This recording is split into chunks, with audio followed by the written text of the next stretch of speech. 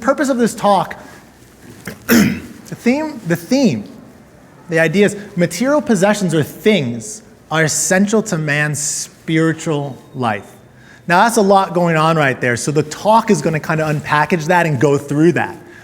So we're going to get into kind of the meat of all of that. So let's begin with this. Show and tell. So basically in school we'd have show and tells all the time, and as adults we rarely have show and tells. But in this case, the question is something that you really value, kind of a personal object that's really meaningful to you. So how many of you brought something? Raise your hand high, let's see. So few, okay. Well, then the rest of you are going to have to be thinking about it, because I'd like to hear, if you would like to say, what's an object that you really value? Now, it can be anything from like, oh, I really love my toothbrush. It's just like the perfectly made toothbrush. Or it could be something that's incredibly meaningful to you, like your wedding ring or something like that. As an example, there was a man who was going to come tonight. He emailed me. He's like, I don't know you, but I was going to come and I was excited, and you motivated me, so I just wrote a list of things. So he emailed me his list. So just to give you a sense of what type of things, okay? And he said I could say these out loud. So tangible: MacBook Air, heated toilet seats, smartphones in general, and the Galaxy Note 3 in particular. MP3 players in general, and the Apple iPod in particular. Very particular guy, for sure. Swim P3 underwater MP3 player. Bluetooth helmet inserts. He's got a bunch of these technical. Now some foodstuffs. Greek yogurt, cream cheese. Okay. Carb quick, low carb flour. 0-calorie flavored drink mixes and squirt bottles. Decaffeinated coffee, Splenda, Greek yogurt. Okay. Then he goes on to list some medical stuff. Now, I've never seen somebody go this elaborate, so this was awesome to receive. But modern medicine in general and arthroscopic knee surgery in particular. Wax earplugs. Sometimes he'd add reasoning, so they make swimming less risky. So he's giving me a little detail of why he likes it, which I like. Swim gloves and flippers. They make swimming more productive. Right? And he goes on, and then online he starts talking about some companies that he likes, some movies, and at the end, I like these, although they're not quite physical what I was looking for, but I like them. He's just like hot showers in Costco. Just randomly at the end, we'll throw those two in. So for those of you who did not bring something, I mean, you've got a wide variety of things you can think of if you want to share, okay? But I'll start with mine. The first thing, and since I'm speaking, I thought, I'm allowed to say two of them, so I'm going to share two of them with you, okay? But my first one is, I brought this here. So Anne Frank was, on the front there, and I love Anne Frank, and what I brought, I'll probably damage it by bringing it out here, but this is a first print of Anne Frank's diary in English, so in America. So I was really excited to purchase this, but really because of how much I care about Anne Frank. Now, it's this physical object. It's a book, right? But to me, it holds a tremendous amount of value. And just to give you a sense, how many of you have read Anne Frank recently? So how many of you read her in school, you think? How many of you have never read Anne Frank? Okay, those guys, I'm looking for you guys especially, but I read her in school. I don't even remember reading her. Really, it was like, oh, everybody reads Anne Frank, And then I reread her as an adult, and oh my gosh, I was blown away. So I just want to give you a quick passage or two from her. So let's see what we got here.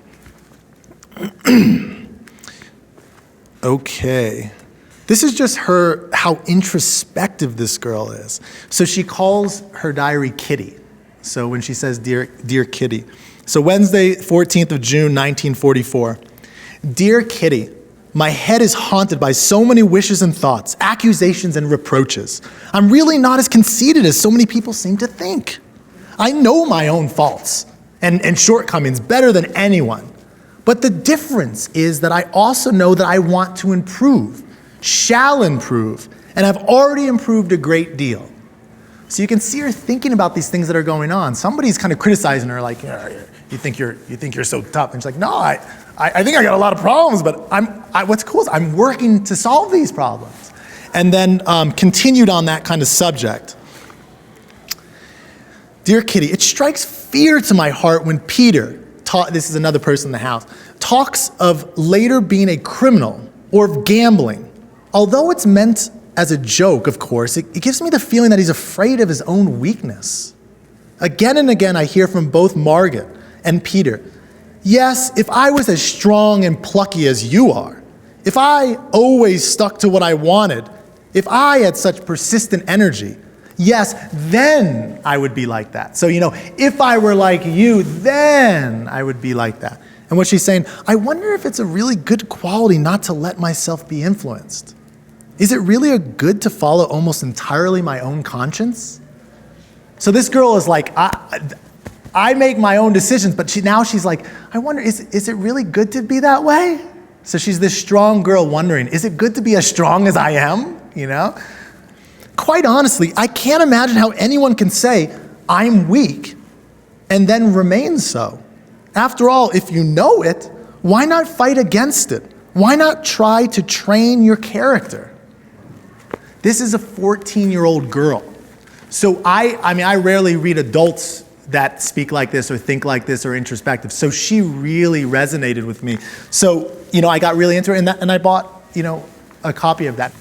So that's one thing. And then the second thing is this. I don't know if you guys can see that up there. There's some glasses going on. So this is a wallet. It's a wallet. Now it's a thin wallet. Like thin wallets are kind of in now for guys. Yeah. This was in 2003. A buddy of mine. I just graduated from UCLA, and we went to Europe traveling. And in France, this was in Nice. We were backpacking. It was this kind of exciting time after graduation, the celebration. We've just accomplished something, and then we'd get into the real world after the backpacking. And at this point in the trip, I think we were eating like, peanut butter and jelly sandwiches when we could find them, because we're trying to kind of live as minimal as possible at that time. And I walked into this nice store and I saw this wallet. I was thinking, this is kind of cool. I really like this wallet, And I talked to the lady there, and again, this was another big purchase of mine. She said it's 150 euros. So 150 euros, I'm eating, literally peanut butter and jelly sandwiches, and also, maybe some salami and, some baguettes. That was basically it. And the real problem was that I didn't only want one. I wanted to get my mom one. So I was in this dilemma, and, eventually I ended up buying two. So my mom had one and I had one. So it's interesting, I found something that I think we both could use, but anyhow. So those are two of my possessions that I really value. One, very simple, your wallet in your pocket. One kind of has a lot of emotional, underneath it, a lot of emotion underneath it. So, yours. Yeah? So, I thought of two things. The first is a video game called Persona 4. Which if you've heard of that, feel free to come talk to me later. We'll discuss why I like that game so much.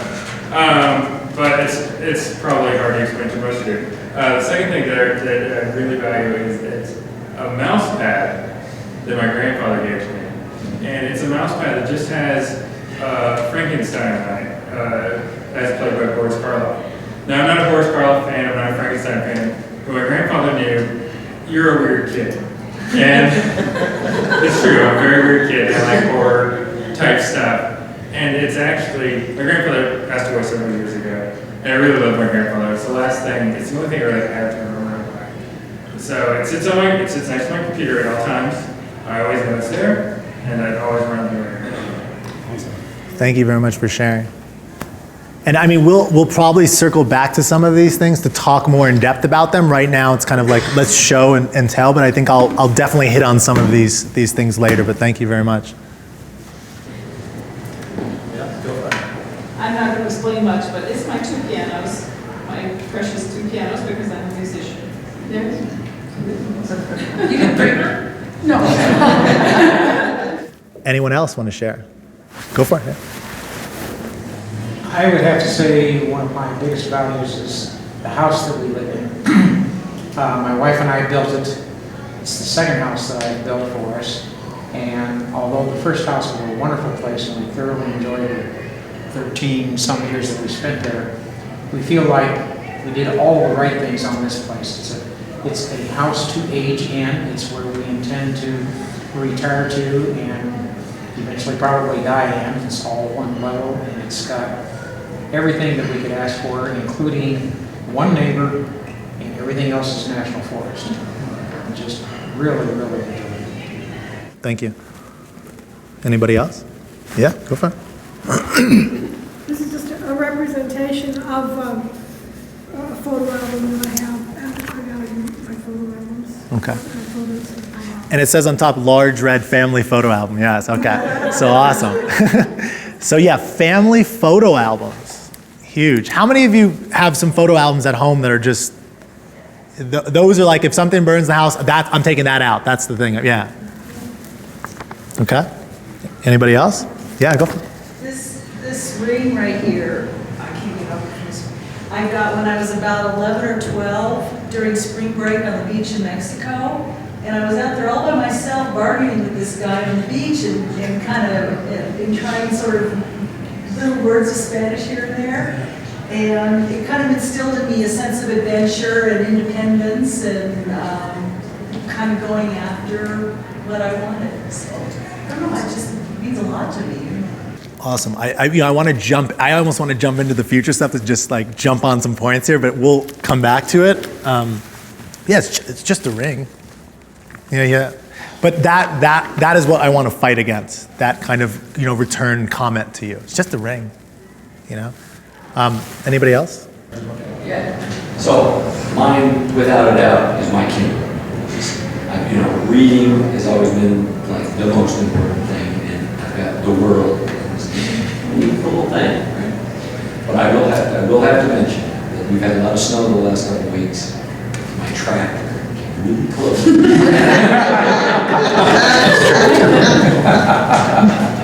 I've been there. Being in Southern California, we don't worry about these type of things. This makes me more practical, and I actually had to call Michelle and be like, Michelle, what do you value? But I used to be incredibly sentimental, and I tend to be, I guess, less that way. So I think my smartphone, like I really can't imagine a day without it. And maybe that just seemed very practical, or useful, but it's really the thing I value most on a daily basis. Yeah. How many of you, smartphone, like that's one of the, our lives are in that now, and I'm saying that in a positive way, not in the normal negative sense of that way. So, yeah, thanks. Anyone else want to share?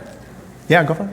Yeah, I brought this with me. I just happened to think of this. It's something I grab when I'm coming to meetings, take notes in or whatever. This is about 30 years old. When I was young, I was an Amway distributor. This was my $1,000 club. I made it with $1,000. I keep this not because I have a lack of things to take notes on. This is a reminder that I never want to be an Amway distributor. Nice. I like that. So the negative value, okay. Getting rid of a value is what you want to remind yourself. That's awesome. Okay, great. You go for it. So I have a coffee mug that I got from my grandfather after he passed, and it had to have been made in 1960 something because it's a pattern you'd never see, but I love that mug. I love having coffee. Thank you very much. Yeah. So we're seeing, a lot of things are connected with relationships that we had. So we'll talk a little bit about that. And feel free, if you want to talk about if some material possession comes up later, feel free to raise it, and we'll go through it. Okay. Okay. Am I leaving anybody out that wants to talk now and get there? Okay. So we'll come back. If you want, just raise your hand and yell it out. Okay. So by the way, as I'm going through, if you have any questions, feel free to raise your hand. If it's like a long-winded one, let's wait for the end. But you can always just raise your hand. Okay, the last one I'll talk about is just this girl named Nadia. I just want to tell you this story because it hit me pretty hard. About 5 years ago, I was teaching 5th grade, so I was teaching history, and we'd go on these field trips. So we went on this field trip to Knott's Berry Farm, which had roller coasters. And many of you know some kids love roller coasters, and some kids scared to death of roller coasters. Nadia was the latter. So we got there, and she sees all of her friends and some teachers going on these roller coasters, having the time of their lives, and she's miserable because she's not going on them. Now, we've all kind of probably experienced something like that in some way in our lives, and you have a choice in that moment, right? Am I going to sit down here and not enjoy all of this and going to kind of sit in my fear, or am I going to say, no, I'm going to go? Nadia decided she's going to do it today. Today's going to be the day that she rides a roller coaster.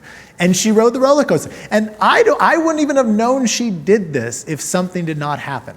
And the something that happened was the second best thing of field trips for kids. Can anybody guess what it is besides the actual, like say you were at Disneyland, you're riding the events. Can anybody guess what the second favorite thing is for kids? At anything, like a museum. No, who's that at? Yeah, all right. Okay, you guys know. Souvenir shop is like, I might even like raise it to the first thing on a field trip is the souvenir shop. Kids love souvenir shop. So the kids, we know, went in the souvenir shop. Some are getting candy, some are getting other things. I saw that Nadia had this bag, as we were walking out. So I said, Nadia, what did you get? And they go, I got this. And she pulls out this Snoopy doll. This cute little Snoopy doll. That's actually a picture of her Snoopy doll because I had asked her parents, I said, a few years later, I said, send me this picture. So I said, oh, that's cute. So is there a reason you got it? Yeah, it's a present for myself. So she said, it's a present for myself. Now, why did she get it? Because she rode that roller coaster. And she literally told me, it's a present for myself. So these are some things. Now, my next question we've got all these things in our mind. I can sense them being really important. They're definitely important in my life. What if I said this? No more things. So take the thing that you've been thinking about, and not only just no more, like I want it out of you, it's no longer in your life, but this is where it's going. In the fire. Now, it's in 15th century Renaissance Italy. How many of you are familiar with Renaissance Italy? Okay, maybe a little bit. Yeah, you don't have to be like a scholar about it, but beautiful paintings, beautiful sculptures. This was the time when people are getting spices from around the world. They're tasting new things. This is all about this world. This world was coming back. We're in the Dark Ages, right? Renaissance Italy, this world was coming back. Beautiful things. Have you guys Lorenzo de' Medici? Okay, you've heard his name at least. This was the height of the Renaissance, beautiful things. And a man came around named Savonarola, and he was a preacher. And he brought Renaissance Italy to its knees. He ended up, for a short time, basically ruling that city. And the thing that he did was called the bonfire of the vanities. He went around, and he had little kids that would go around to the houses, take people's stuff, and he would throw it in the fire. Now, we're talking manuscripts, paintings, then vanities, mirrors, makeup, anything that was kind of physical and a vanity for this life. And the crazy thing is, when I first thought of it, is that many people willfully threw their things in the fire. So the thing that you can imagine your life being the most precious thing, the thing that you matter the most, you would go, I'm going to take this and throw it in the fire. So what the heck is going on in a mind that does that, right? And we're looking at this, I see the faces like, does this sound good to anybody in here? Well, this is the noble ideal of morality throughout the centuries. So let's get into some other people who say no, like Savonarola said no to things, let's get some other people. Jesus. A big influence in world history, right? And I'm focusing here on material things, so I'm not, condemning Jesus as such or anything like that. Guys, there's some really great things he said, actually. But this is just Jesus being baptized by John the Baptist. Let me read some quotes from the Bible, and I brought my Bible. I have all these different books. So let's see the first one here, just to give you a sense of some people who don't like things. Do not love the world or anything in the world. If anyone loves the world, the love of the Father is not in him. For everything in the world, the cravings of sinful man, the lust of his eyes and the boasting of what he has and does, comes not from the Father but from the world. Okay, that's one. Let's get the second one. That was John 2:15, by the way. Here's our second one. How hard is it for the rich to enter the kingdom of God. For a rich man. I mean, somebody with possessions. How hard is it for him to get in the kingdom of God? How many of you know this one? Okay. Yeah, we imagine a giant camel, right? Indeed, it is easier for a camel to go through the eye of a needle than for a rich man to enter the kingdom of God. So if you have a lot of possessions, you're not getting into the kingdom of God. And you know that where you're going, most likely. Right? That's all over the Bible, but there's like a bunch of verses with this one. Last one here that I'll do. And this is all over the Bible. I'm just picking a few that are pretty, particular for what we're doing here. But if you want to be perfect, this is Jesus speaking according to, his disciples. If you want to be perfect, go sell your possessions and give to the poor, and then you will have treasure in heaven. Then come follow me. So if you want to be perfect, the things that you just mentioned, the things that are in your head, sell them or give them to the poor and follow Jesus. That's what you should do if you want to be good. That's Jesus. Let's move on to Jesus' followers. He had a lot of followers. I'm going to name a few, okay? Christian ascetics and some monks. So this is going to be quite some fun for you guys. How many of you have ever heard descriptions of ascetics in early Christianity? Okay, this is from a book called The Substance of European Morals, from Augustus to Charlemagne. Here we go. For about 2 centuries, not caring for one's body and material things was seen as the highest proof of excellence. St. Jerome declares, with a thrill of admiration, how he had seen a monk who for 30 years had lived exclusively on a small portion of barley bread and of muddy water. Yummy. Another who lived in a hole and never ate more than 5 figs for his daily meal. A third who cut his hair only on Easter Sunday, who never washed his clothes, who never changed his tunic till it fell to pieces, who starved himself till his eyes grew dim and his skin was, quote, like a pumice stone. The cleanliness of the body was seen as pollution of the soul. And the saints who were most admired had become one hideous mass of clotted filth. Saint Athanasius related with enthusiasm how Saint Anthony, basically the father of monasticism, had never to extreme old age been guilty of washing his feet. Of all the extremes to which this spirit was carried, the life of Saint Simeon Stylites is probably the most remarkable. Does anybody know about this guy? Yeah, Okay. Okay. Reading about him last night. Okay, good timing. Okay. This is him. Stylites is probably the most remarkable. He had bound a rope around him so that it became embedded in his flesh. So if you can see the rope up there, embedded in his flesh, which putrefied around it. A quote, this is from, I think it's from one of his biographers, a horrible stench, intolerable to the bystanders, exhaled from his body, and worms dropped from him whenever he moved, and they filled his bed. There might be some exaggeration by his biographers, but so just be aware of that. He built successively 3 pillars, the last being 60 feet high. For a whole year, we are told, Saint Simeon stood upon one leg, the other being covered with hideous ulcers, while his biographer was commissioned to stand by his side to pick up the worms that fell from his body and to replace them in the sores. The saint saying to the worm, "Eat what God has given you." From every quarter, pilgrims of every degree thronged to do him homage. A crowd of prelates, somewhat like a bishop, followed him to the grave. A brilliant star is said to have shone miraculously over his pillar. The general voice of mankind pronounced him to be the highest model of a Christian saint.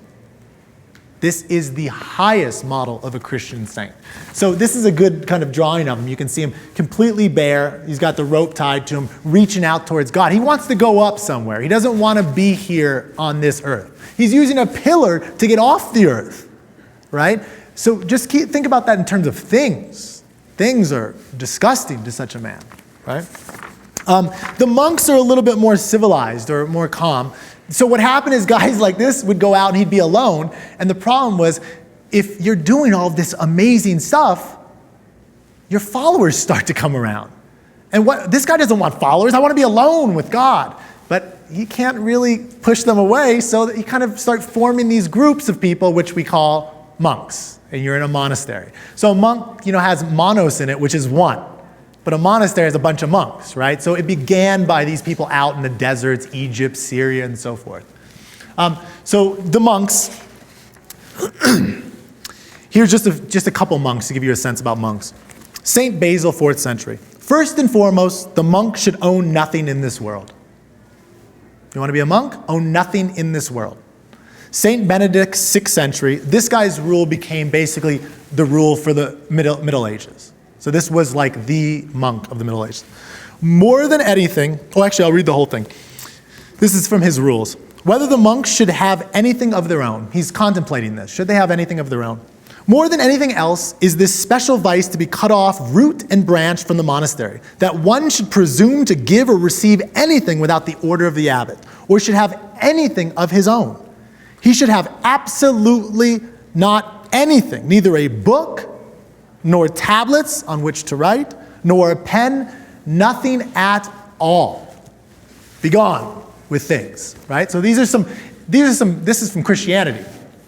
Now briefly, some other religions, because people say, well, this is Christianity, it's just Christianity. No, it's not. It's every major religion. So Islam, let's get the Quran out. This is, now let me put him up so you can see. There's Muhammad. Gabriel, an angel, supposedly came to Muhammad in a cave, gave him this, the words in this book, and he said them. Okay? Know that the world's life is only sport and play and gaiety and boasting among yourselves. And this is interesting. And it withers away so that you will see it become yellow.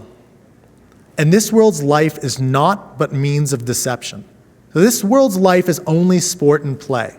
Okay? So this world's life meaning the things of this world, right?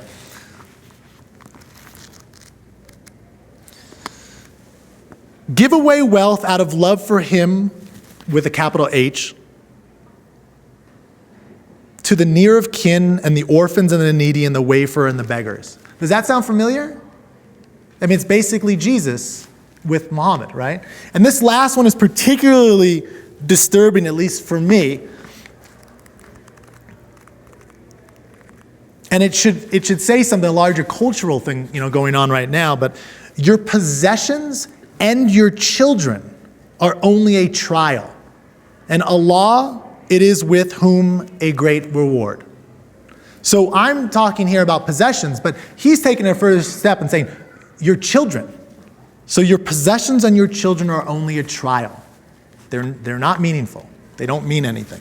Okay, now that's two of the two biggest religions in the world right now, preaching that things don't matter. All the things that we were just talking don't matter. Let's go to the East, and quickly with Buddha and Buddhism. Okay. Now it's all over Buddhism, Hinduism, it's all over the Eastern religion, so I'm not cherry picking these things, but this one, it just jumped to me. It's called the Fire Sermon from ancient texts, from original Buddhist writings, from Buddha himself. All things, O priest, are on fire. The learned and noble disciple conceives an aversion for the eye. So this is anything that's sensory, anything that you're feeling, touching, concrete, material. He conceives an aversion for the eye, conceives an aversion for the ear, conceives an aversion for sounds, conceives an aversion for the nose, conceives an aversion for odors, conceives an aversion for the tongue, conceives an aversion for taste, conceives an aversion for the body. Do you know what the last thing is? Conceives an aversion for things. Things. Okay? The body, things. Right? Now, I thought I'd throw these guys in here because, somebody's going to come up and say, well, by the way, this is incredible. Look at this sculpture. Can you guys see closely here? Do you see? You can even see the veins. They've carved the veins. And this is an ancient sculpture. I think it's 2nd century BC or around there. Right? This is the ideal. You think of the statue of David as an ideal in the Renaissance. This is the ideal. They weren't making this like, ew, this is gross, but I want to show you guys. This is, oh. So, but somebody might say to me, or say to us, But that's the religious nuts. And I mean, that's already one thing to say because we're talking about the three biggest religions in the world, Jesus, Muhammad, and Buddha. So to say that these are just the nuts that's a pretty big statement to begin with. But just in case I get that response, I just pull random quotes. I'm pulling random people. This is a huge random jump from Jesus to Muhammad to Buddha to random people today. But I'm going to do it because I can tell you, you can go anywhere on the internet and you're going to find these type of quotes. Okay? But I've just pulled random people. So here's a guy, John Ruskin, 19th century art critic. Okay? Every increased possession loads us with new weariness. Okay? Now, I didn't really know this guy, so okay. But how many of you saw this movie? No? Really? Fight Club? I love that movie. Really? Okay, wow, this is like, I don't know. Fight Club is like in terms of college students, this is like the number one movie. Fight Club is the movie, okay? This is like a modern kind of cult classic right now. Okay, so Tyler Durden is one of the main characters, something like that. The guy who wrote the book, Chuck Palahniuk. The things you own end up owning you. It's only after you lose everything that you're free to do anything. It's only after you lose all the stuff that you guys are talking about. Oh, my favorite, once you lose those, then life starts to begin. Okay. This one I found interesting. Anybody know Sheryl Crow? Yeah? Anybody know I was going to put like a video of one of her songs up there to get a sense of like, I draw from my family and my friends and I feel like that small town person. That's not that bad. Like I draw from my family and my friends, right? It's kind of cool. The achievements, the materialistic possessions have really become to mean less. I mean, I could see a little bit in that. Like I'm not really after the reward, the kind of the plaque I'm going to get. I enjoy. So it's somewhat. And here's her last line to finish it off. So she said, the materialist possessions have really become to mean less. They mean nothing. That was her last comment. Now, does she mean that? There's no way. I mean, her guitar is her life. That woman, they mean something to her. But she's saying it, and that's what's important. These ideas from these religious leaders has trickled down to Sheryl Crow. All these people are saying no to things. Now, the question I have to ask, and this one's already been answered, but I'm just going to ask so we can run through it, but can one actually live without material possessions? All these people are like, no material possessions. But can one actually live without material possessions? Yeah. About Can 3 weeks, according to a popular cable show. Okay, for 3 weeks you can be a saint, and then you die. Yeah. Okay, so that's the point I'll get to here. Okay? What are the most basic things for a man's life? Anybody? Food, clothing, and shelter. Basic answers, right? Or food, water, shelter, right? Okay? We need those to live, right? Maybe 3 weeks. I'm not going to last 3 weeks, but maybe somebody can last 3 weeks. Okay? Food, water, shelter. All those saints, they literally need that to survive. So they need material possessions in life, right? But other people have made this argument before. I mean, it's not, it's nothing new, but what type of being can live without these things? Does anybody know? Plants, animals. Plants can live without water? Well, okay. So what type of being can live without things? A what? A ghost, yeah, a ghost. So like, yeah, a fantasy. A fantasy being, yeah. A fantasy being without a body like a ghost or an angel, right? Those are the type of beings. So what can we conclude? Yeah. What's the ideal?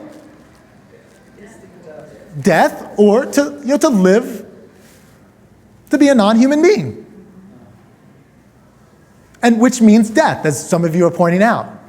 But this is no surprise if you think back to these religions, because who came down and gave the news to Muhammad?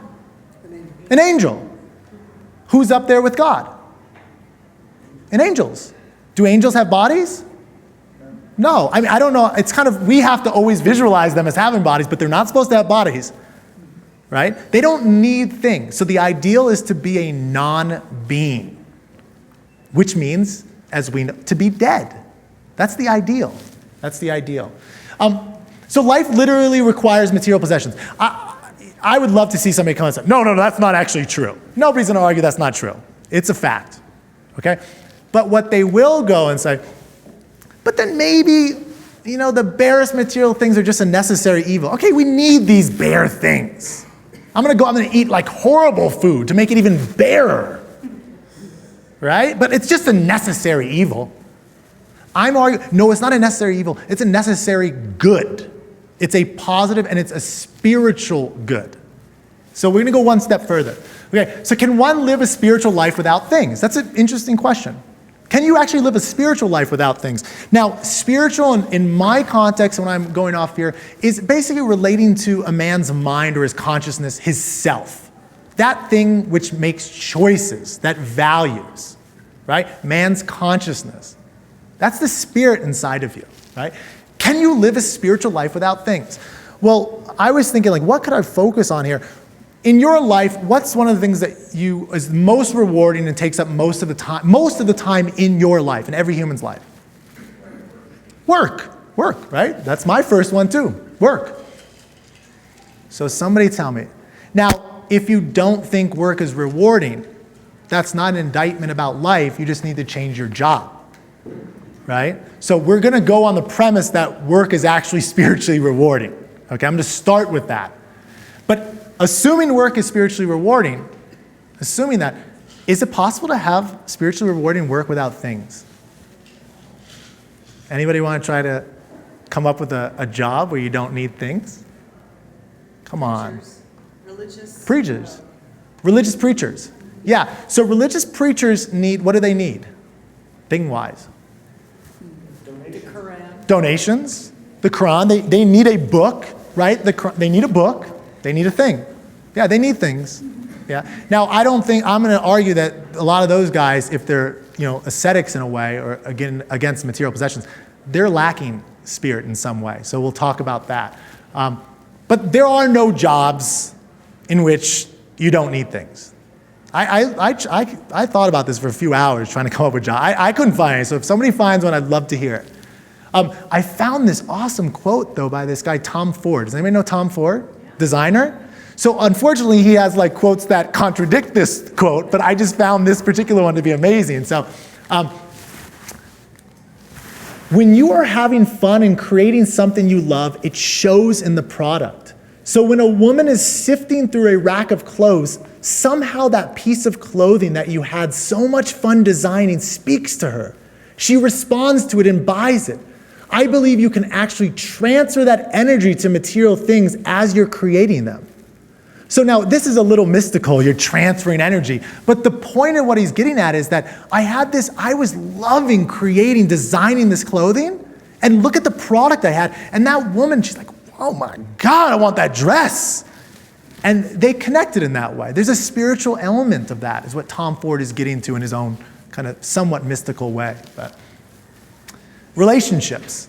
Because this is interesting, whenever I talk about things, but how many of you have heard today? We need to stop focusing on things and start focusing on our relationships. Go talk to your family. Go talk to your friends, spend some time. Which I actually think it's legitimate in some ways, right? Are we having people that are just too focused, they're working nonstop, they're not thinking about anything, and you lose relationships, right? Have you guys seen that actually happen? You can lose relationships by being too focused in the day-to-day and you're not thinking about your relationships. So there's some truth to that. However, when they talk about relationships, they talk as if things aren't involved. Somehow two spirits just come together and relationships. But I'm curious, can anybody think of a relationship in which things aren't involved?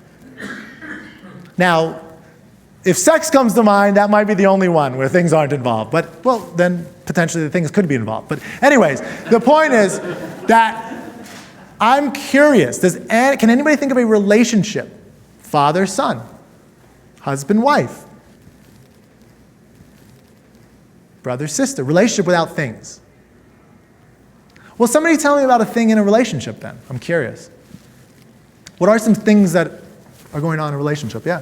Well, like husband and wife, they get a house. They buy a house? Father and son, they like play catch together. Playing catch with you have gloves and a ball. Exactly. So that bonding time you're spending with your son includes things.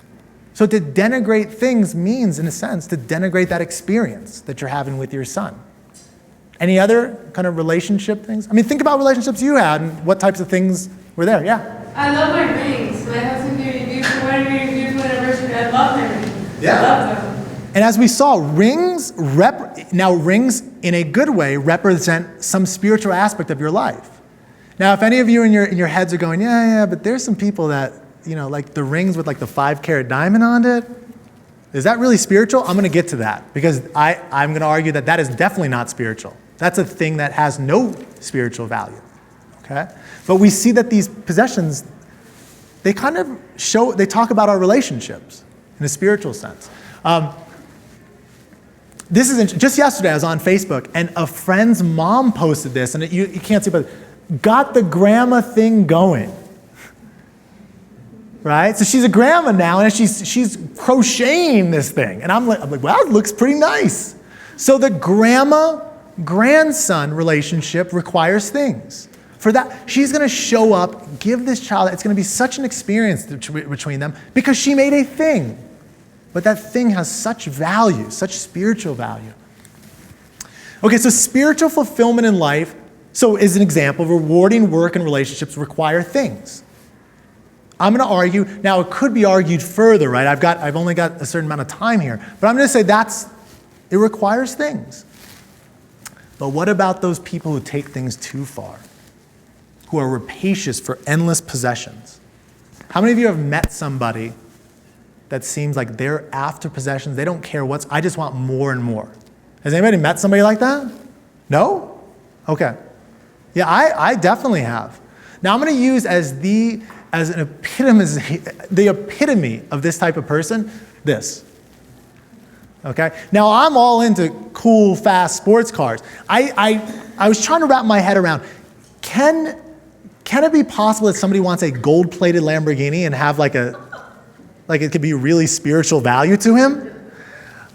If somebody sees this later in somewhere that's getting filmed and he has a gold-plated Lamborghini, he's like, no, I've wanted a gold-plated Lamborghini since I was a child, then maybe. But I would say this represents what I would say is the materialist who's after possessions. But why is he after possessions?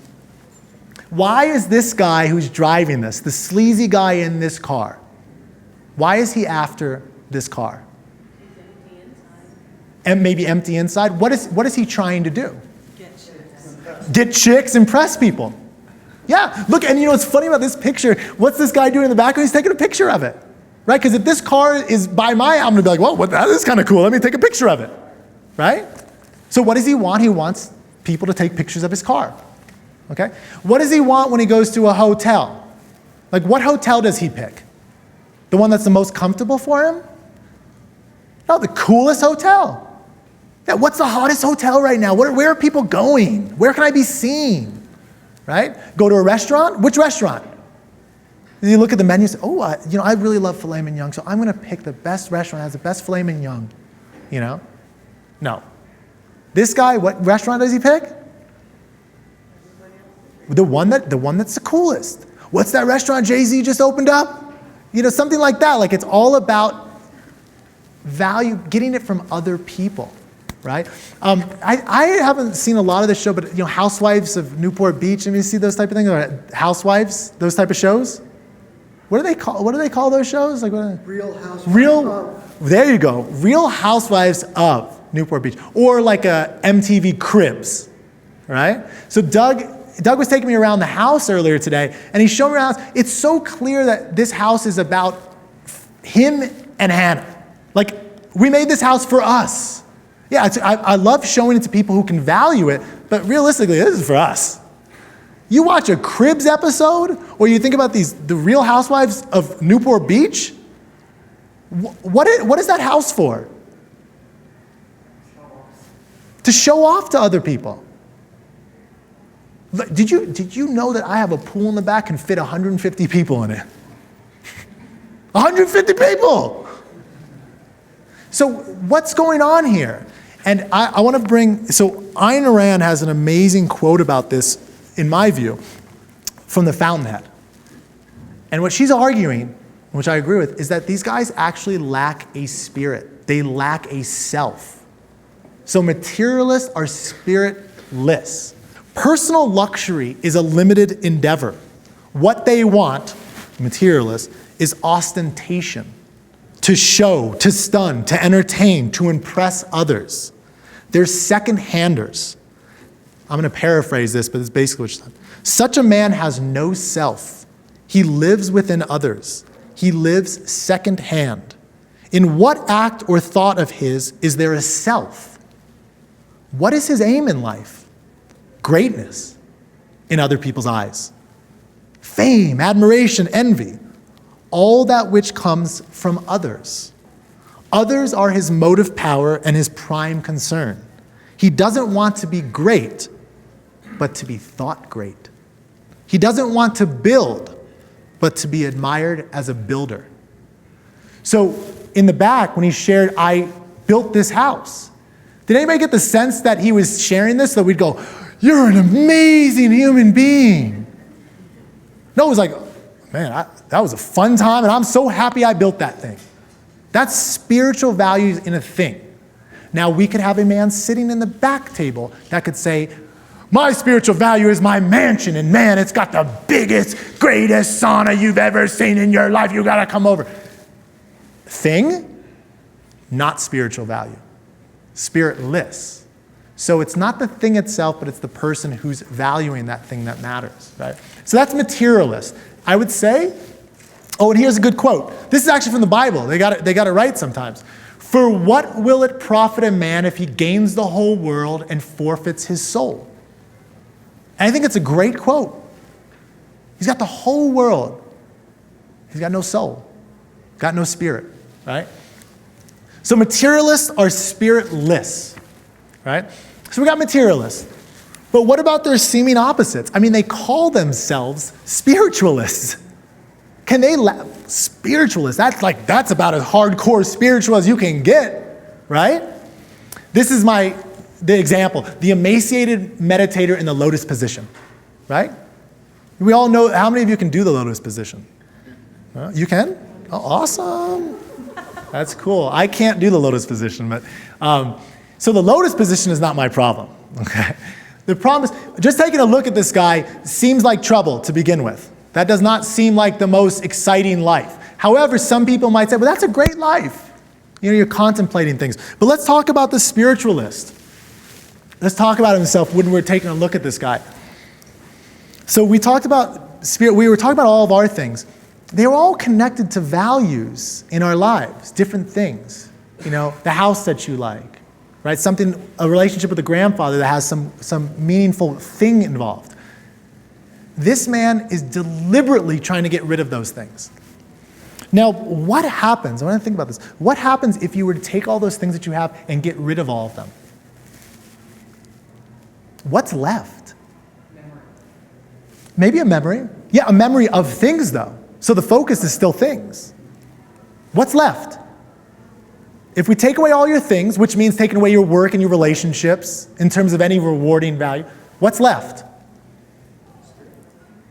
You might say spirit, but spirit of what? It's just a body. There actually is no spirit. Because a spirit is a man's consciousness, his mind, that which values, that which chooses. He's actually lacking a spirit.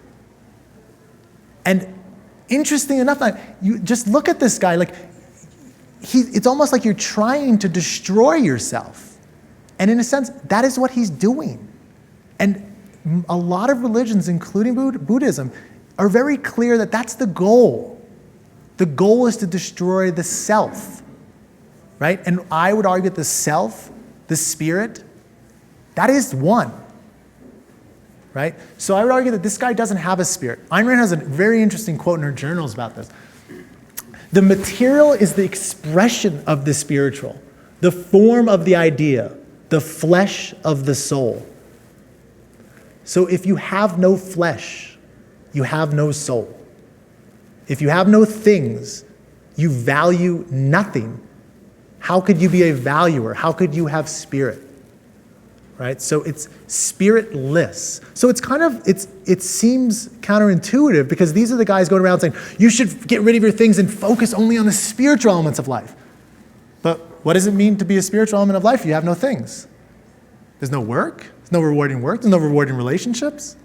There's none of these great objects. You couldn't go out and buy that car you really wanted, not the gold-plated Lamborghini, but one that you really wanted for yourself and your family. Couldn't do it. Incidentally, I'm curious. If we take away the context of this guy being a Buddhist and this talk, what does this remind you of? This visual of him? Concentration camp. Exactly what I thought.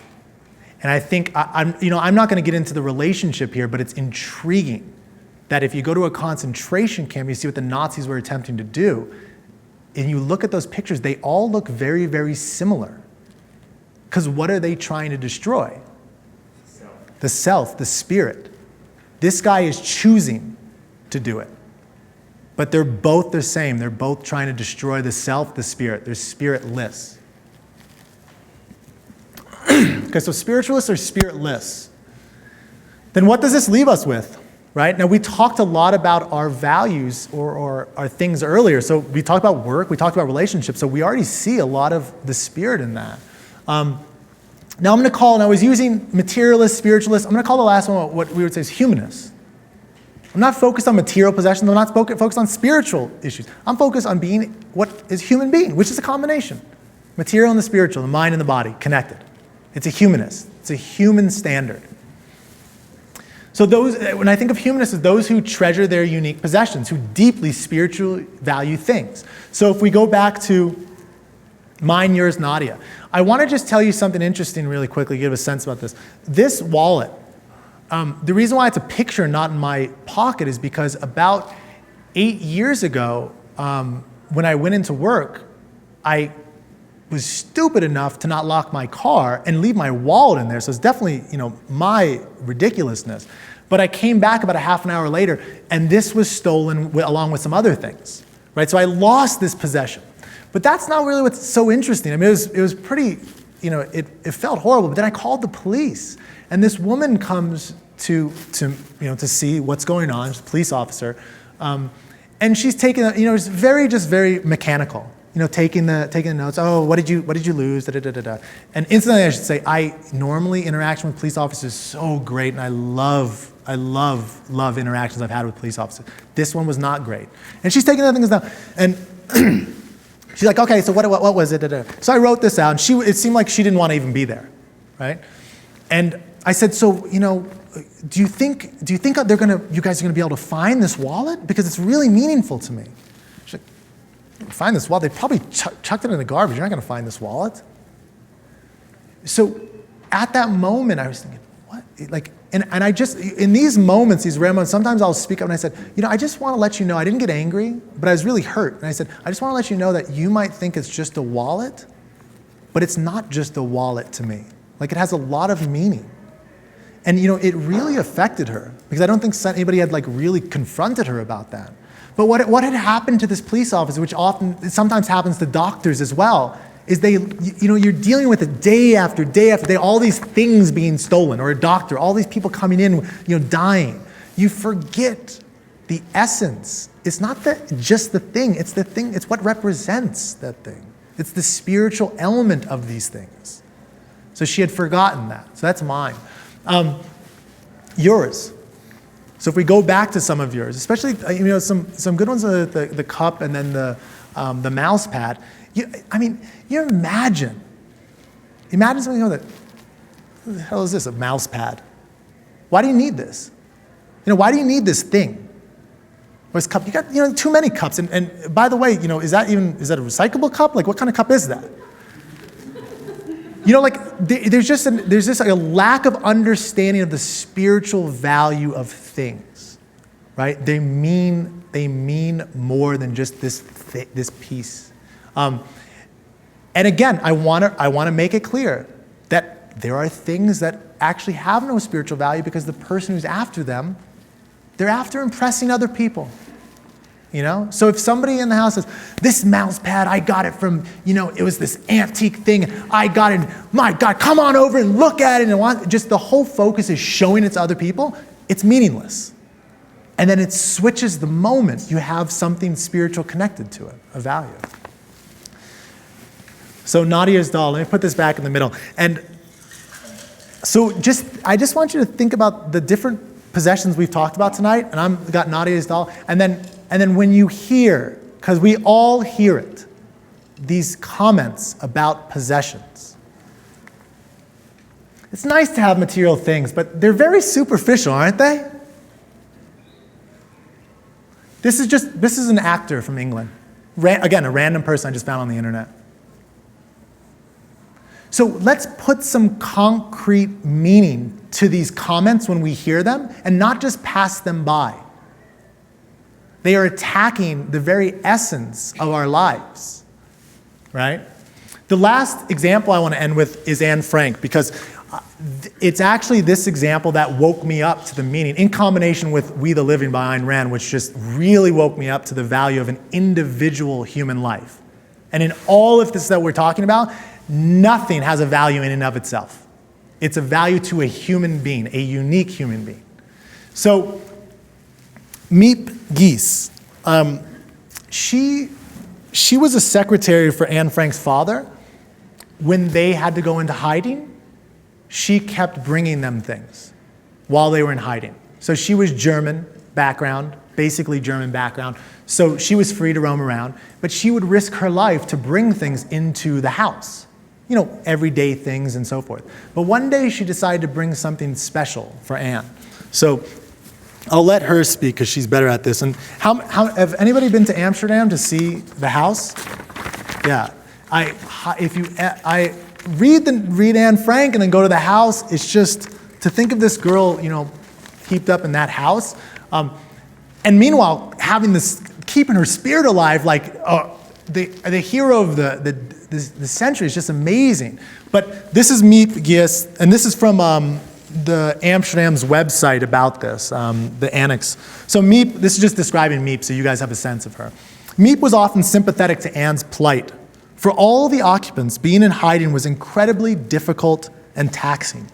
But especially for Anne, in the midst of her pubescent period, it must have been awful. You know, she was, I think it was like 11 to 14, somewhere around there is when she was locked up in this place. She loved the film stars in the weekly magazine, cinema, and theater. And she will certainly have imagined from time to time how glamorous she herself could look. If you go to the house, you'll see on the walls they have some of the pastings, like the newspaper pastings. Like you can imagine today if you have some movie star that you really admire, that's Anne Frank. She was just putting the movie stars up, right? But the reality of the situation was that her clothes not only started wearing thin, but also and especially started becoming too small. She grew out of everything she had, which brought Miep to the resolution. Now this is Miep speaking. I became determined to find something grown up and pretty for Anne in the course of my searches. One day I stumbled onto just the right thing. I had found a pair of high-heeled red leather pumps. They were secondhand, but in good condition. I hesitated about the size. How awful if they didn't fit her. But then I thought, buy, take a chance. I brought them up to the hiding place behind my back. I went to Anne and put them in front of her. Never have I seen anyone so happy as Anne was that day. And quick, on went the shoes, and they fitted just right. She got very quiet then. She had never felt herself on high heels before. She wobbled slightly, but with determination, chewing on her upper lip. She walked across the room and back, and then did it again, just walking back and forth, up and back, more and more steadily each time. Now there's a parallel journal entry from Anne Frank about the shoes that Miep would have never known about. And she talks about how everybody's admiring her new shoes, in the house.